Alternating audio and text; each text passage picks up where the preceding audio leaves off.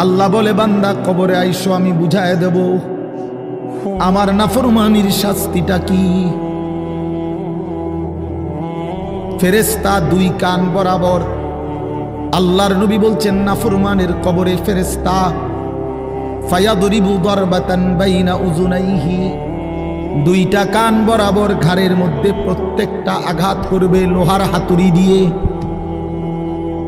ফায়াসিহু সাইহাতান, নাফরমান কবরে এত জোরে চিৎকার করবে, ইয়াসমাউহা মান ইয়ালিহি ইল্লা সাকালাইন। আল্লাহর নবী বলেন দুনিয়াবাসী মানুষ এবং জিন ব্যতীত আল্লাহর সব সৃষ্টি ওই বেঈমানের কবরের চিৎকার শুনতে পাবে, এমন জোরে চিৎকার দিবে। একটা একটা আঘাত এভাবেই চলবে কিয়ামত পর্যন্ত, এভাবেই চলবে কিয়ামত পর্যন্ত। আল্লাহর নবী সাল্লাল্লাহু আলাইহি ওয়াসাল্লাম বলেন নাফরমান পাপীকে যখন কবরে রাখা হবে, তিনটা প্রশ্নের উত্তর যখন নাফরমান দিতে পারবে না, সাথে সাথে কবর তারে এত জোরে একটা চাপ দিবে, একটা চাপ দিয়া ডান পাশের মাটি বাম দিকে, বাম দিকের মাটি ডান পাশে চলে আসবে, হাত্তা তাখতালিফা আদলাউহু। আল্লাহর নবী বলেন ডান পাশের পাঁজরের হাড্ডি ভাইঙ্গা বাম পাশে ঢুকে যাবে, বাম পাশের হাড্ডিগুলো ভাইঙ্গা ডান পাশে ঢুকে যাবে। নবীজি দেখায় দিছে হাত্তা তাখতালিফা আদলাউহু, এইভাবে দুই আঙ্গুল একটা যেমন আরেকটার মধ্যে ঢুকে যায়, আল্লাহর নবী বলেন এভাবে পাঁজরের হাড্ডি একটা আরেকটার মধ্যে ঢুকে যাবে। কি বাপ মনে করছো তোমারে এমনে এমনে ছেড়ে দিব? কি মনে করছো যার ভাত খাইলা তার বুঝি হিসাব দিতে হবে না? কি মনে করছো মুফত এটা? হ্যাঁ, কার পানি পান করেছো, কার ভাত খেয়েছো, কার আসমান, কার জমিন, কার চন্দ্র, কার সূর্য ব্যবহার করেছো বান্দা? কার এটা? তোমার আব্বার? শরীরটা তোমার বাপের নি, চোখ নাক কান তো তোমার আল্লাহর। আলাম নাজআল লাহু আইনাইন ওয়া লিসানান ওয়া শাফাতাইন। আল্লাহ বলে বলো না বান্দা আমি কি দুইটা চোখ দেই নাই? ওহ বাবা কথা কই, আমি কি জিহ্বাটা দেই নাই? আমি কি দুইটা ঠোঁট দেই নাই?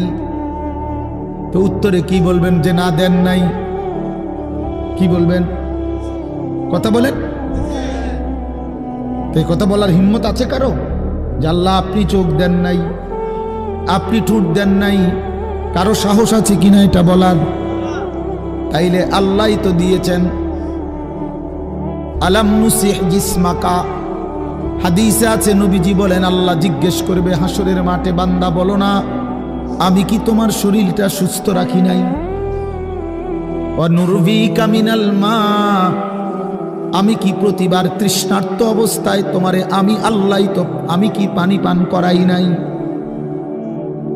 আমি তো পানি পান করিয়েছিলাম, আমি তো তৃষ্ণা নিবারণ করেছিলাম, আমি তো ক্ষুধার চাহিদা পূরণ করেছিলাম, আমি তো কায়নাতের সূর্য চন্দ্র আলো বাতাস দিয়েছিলাম। ওয়া জাআলনা নাওমাকুম সুবাতা, আল্লাহ বলে সারাদিনের ক্লান্তি দূর করার জন্য রাত্রি গভীরের ঘুম আমি আল্লাহই তো বানিয়েছি। ওয়া জাআলনাল লাইলা লিবাসা, অন্ধকার কালো চাদর দিয়ে ঢেকে পৃথিবীটাকে অন্ধকারাচ্ছন্ন করে দিয়েছি আমি আল্লাহই তোমার ঘুমের উপযুক্ত পরিবেশের জন্য। আবার দিনের বেলা আলোকিত করে দিয়েছি তোমার উপার্জনের সুবিধার জন্যে। রাতে তুমি ঘুমাইবা এই জন্য অন্ধকার করে দিয়েছি, দিনে তুমি রোজগার করবা এই জন্য আলোকিত করে দিয়েছি। ওয়া জাআলনান নাহারা মাআশা, উপার্জনের জন্য দিন বানিয়েছি, ঘুমাইবার জন্য রাত বানিয়েছি। ওয়া জাআলনা সিরাজাও ওয়াহাজা, জমাট বাঁধা মেঘ থেকে আমি আল্লাহ অঝোর ধারায় বৃষ্টি নামিয়েছি। এই জমিনটাকে সিক্ত নরম করেছি, ছোট্ট ছোট্ট ছিদ্র বানিয়েছি। তোমার অনাদরে ফেলে দেওয়া দানা আমি আল্লাহ কুদরতি স্বয়ংক্রিয় মেশিন দিয়ে আমি আল্লাহ জমিনের নিচে আমি নিয়ে এসেছি। কয়দিন পরে আবার আমি আল্লাহ সেই ছোট্ট দানা থেকে নতুন গাছ বের করে দিয়েছি। লিনুখরিজা বিহি হাব্বান ওয়া নাবাতা। তাহলে রিজিকের ব্যবস্থা আমি করলাম, ঘুমের ব্যবস্থা আমি করলাম, উপার্জনের পরিবেশ আমি করে দিলাম, শরীর স্বাস্থ্য জীবন যৌবন আমি দিলাম। আমি কেন সেজদা পেলাম না? আল্লাহ যদি বলে বান্দা আমি কি অপরাধ করলাম, আমি তোমারে এত কিছু দিয়ে আমি কি অন্যায়টা করলাম যেই অপরাধের কারণে তুমি আমারে সেজদা দিলা না? কি বলবা যুবক? নাফরমান যুবক কি বলবা? অসভ্য যুবক যে নামাজ পড়ো না, হায়ওয়ান তুমি কি বলবা? তুমি মানুষ না জানোয়ার? বেনামাজি তুই মানুষ না জানোয়ার? বল, মানুষ না জানোয়ার বল বেটা। অনেক বেহায়া এখনো হাসে এইখানে, এত বড় অসভ্য বেহায়া, এই বেহায়া এখনো হাসে। চিন্তা করছো নি? হ্যাঁ, এত বড়, এত নির্লজ্জ, এত বড় অসভ্য যে এখনো হাসে।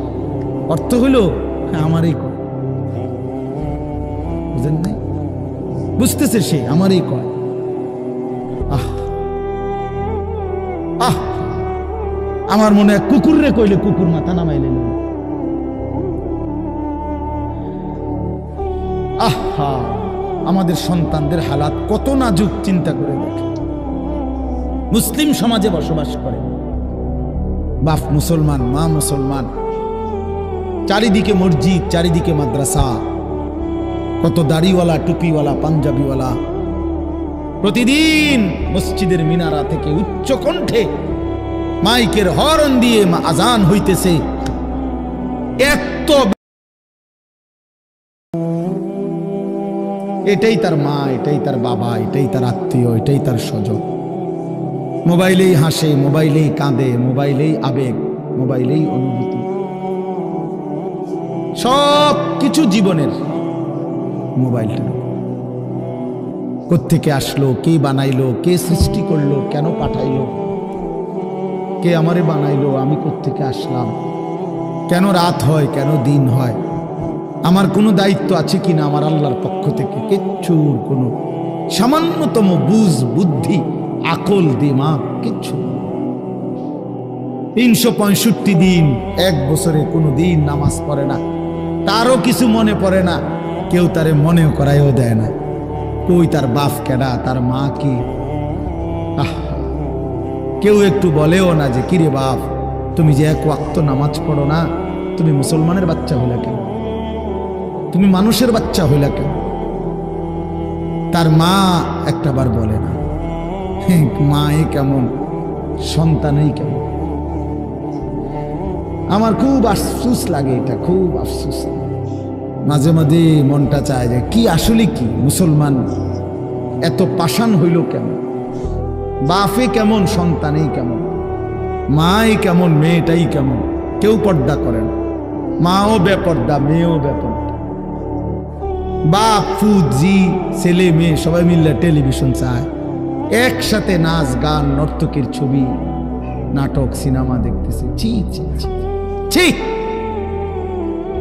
কত নিকৃষ্ট মুসলমান, কত বেশরম, বেহায়া, নির্লজ্জ হইলে এত বড় বেশরম হইতে পারে? আত্মমর্যাদা, আত্মসম্মান, লজ্জা যদি এক বিন্দু থাকতো, তাইলে তো বাবা জিজ্ঞেস করতো যে কিরে বাপ, তুই মুসলমানের ঘরে জন্ম নিয়া এক ওয়াক্ত নামাজ পড়ে না, তুই কেমনে রে আমি মুসলমানের সন্তান হইলি? তুই মুসলমানের ঘরে সন্তান হইলি কেমন? আরে এইটা তো আগে বুঝাপড়া করার বিষয় ছিল। তোর বিদেশ, তোর চাকরি, তোর দাখিল, তোর এসএসসি বেড়া, এডি বাদ দে বেড়া, থো বেড়া, এডি পরের কথা বেড়া। আগে তুই মুসলমানের বাচ্চা কিনা আগে এটা বল বেটা। তোর নামাজের বুঝাপড়া কর আগে বেটা। কি কিসের তোর বিদেশ, আবার কিসের তোর দেশ? তোর চাকরি দিয়ে আমি করব কি? তোর ব্যবসা দিয়ে আমি করবো কি? তোর উপার্জন খাইয়া আমি করবো কি? বেটা তুই তো হারাম কর, তুই তো নাফরমান। এতটুকু যদি বিবেক বাবার না থাকে, সেটা কেমন বাপ? এ কেমন অভিভাবক? এ কেমন মুসলমান মা বাবা যাদের হৃদয়ে এই কথা আসলো না? আপনার তো উচিত ছিল আগে এই বুঝাপড়া করা, আগে ছেলের সাথেই বুঝাপড়া করেন।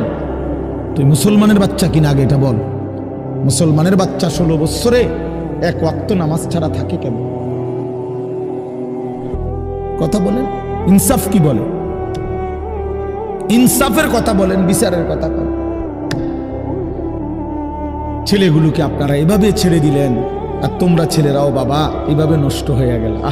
অনাদরে, অবহেলায় এমন সুন্দর জীবন, এমন সুন্দর যৌবন, শরীর স্বাস্থ্য সব শেষ করে দিলাম।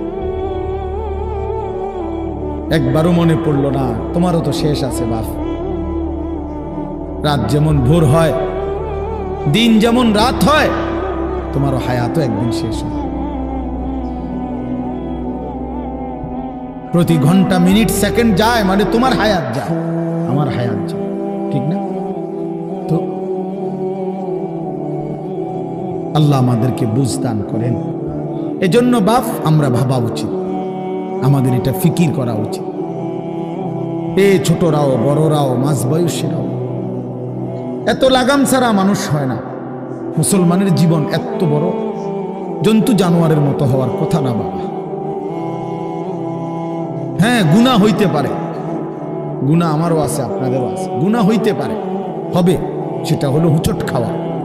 মানে চলার পথে আমি 10 কিলো পথ হাঁটলাম, আমি 30 কিলো পথ গেছি এক জায়গা থেকে আরেক জায়গায়। তো এই চলার পথে হয়তো একবার আধবার পড়ে যাইতে পারি, পিছলা খাইতে পারি, ঠিক আছে, এটা হইতে পারে। কিন্তু আমি বুঝি 30 কিলোমিটার একেবারেই পড়ে রইলাম, পিছলা খাইয়া রইলাম। তাহলে ভুল আমার হইতে পারে, গুনাহ আমার হইতে পারে। আমার 6 মাসে কোনোদিন নামাজ ছুটে যাইতে পারে। আমি জীবন চলার পথে কখনো কাউকে রাগ করতে পারি, গালি দিয়া লাইতে পারি। এটা তো হওয়া স্বাভাবিক, হইতে পারে। কিন্তু লাগাতার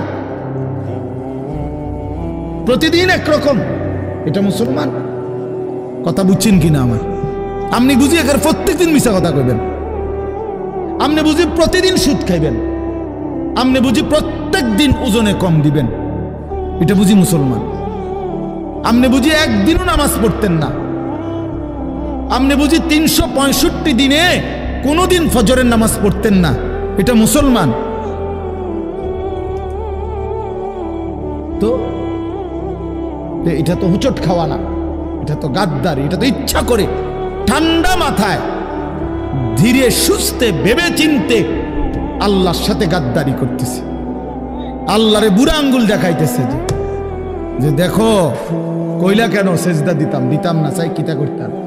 আল্লাহ বলবে অসুবিধা নাই বান্দা, বাতে না খাও, আর তো বেশি কিছু না, দুগা খানাই তো খাও আর ঘুম যাও, খানা তো কুত্তাও খায়।